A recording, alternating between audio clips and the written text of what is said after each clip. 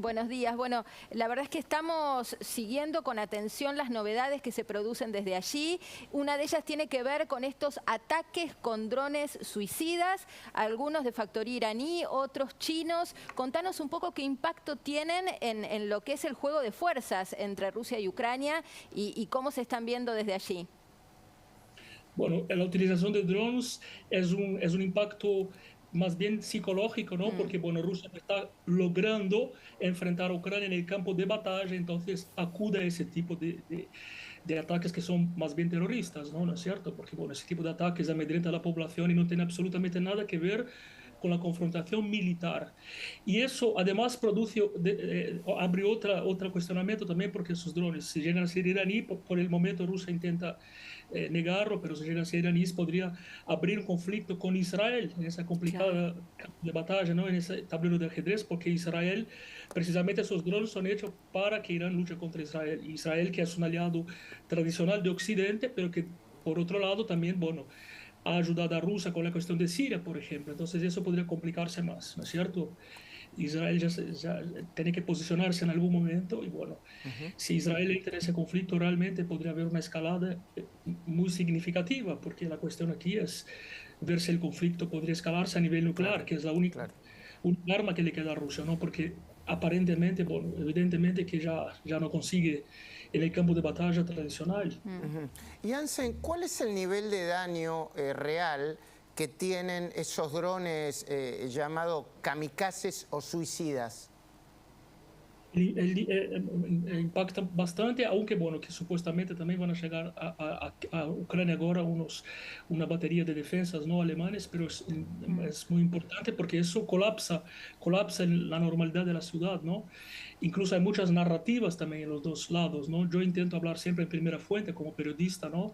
He llamado a Ucrania esa semana, bueno, y realmente, bueno, hay una situación de pánico ahí. La guerra ni siquiera es en Kiev, ¿no? Es ahí en el Claro. Donbass. Entonces eso produce una desorganización. Además, bueno, hay ataques también a las centrales energéticas, cuestiones estratégicas, ¿no? Que, repito, reitero, no tienen mucho que ver con lo militar, ¿no? Ahora, Jansen, en ese sentido vos hablabas también del riesgo de la escalada nuclear. Tampoco queda claro desde aquí si eso es parte de la guerra psicológica o es una amenaza latente, concreta, inminente. Mira, Calabro, yo por ejemplo no soy un asesino, pero si alguno estuviera cerca de mi madre, yo podría matarlo inmediatamente, ¿no? Atacando a mi madre. Entonces, en ese sentido, creo que Putin, ¿no? Llevo 10 años viviendo en Rusia, conozco bien a Putin, tengo amigos que lo conocen personalmente, entonces conociéndolo, es un hombre que viene de la KGB, no sé si lo sabéis. Sí. Sí. Entonces, Putin es un hombre que está hecho de la guerra para la guerra, es un hombre de inteligencia, ¿no? Entonces, él no tiene ninguna alternativa, porque cualquier retroceso que pueda ocurrir significa, bueno, probablemente su derrota, él podría ser asesinado, podría ser sacado, o sea, son manejos de poder. Él se metió en un terreno donde no tiene salida, ¿no? Porque él ya había hecho un experimento con Crimea hace unos años, el 2014, le salió más o menos bien, aunque Occidente no aprobó, pero bueno, le salió bien, digámoslo así. Y entonces esa vez no, él no tiene ninguna alternativa, ninguna alternativa. Entonces ahora recurre al terror psicológico y el arma nuclear es realmente un arma de persuasión y de disuasión, ¿no es cierto? Es la única alternativa que le queda. Blefe o no, no podemos correr el riesgo. Comprobarlo, claro. Yo, Correr el riesgo, yo claro. creo que hay un peligro, ¿no? No queremos que pase, no creo que llegue a pasar, no creo, tengo esa esperanza, pero el riesgo potencial existe. Cuando uno coge su coche, tiene el seguro porque sabe que si choca, el seguro lo cubre, pero no cree que va a chocar. Uno va a la panadería todos los días y no está esperando eso. Pero el riesgo potencial sí existe y Occidente tiene mucha responsabilidad también, porque ya es una guerra proxy, ¿no? Es una guerra de procuración. Entonces Occidente tiene que saber manejar muy bien el tema, ahora sabiendo todas las cartas que están sobre la mesa. Ujú. Y Hansen, bueno, muchísimas gracias por este contacto. Una pregunta personal y profesional. ¿De qué nacionalidad sos? Soy nacido en Brasil, pero bueno, viví muchos años en varios países. Pasé por Buenos Aires, Madrid, París, Moscú. Hay un acentito ahí por ahí en el ¿Sí? porteño, en Mirá.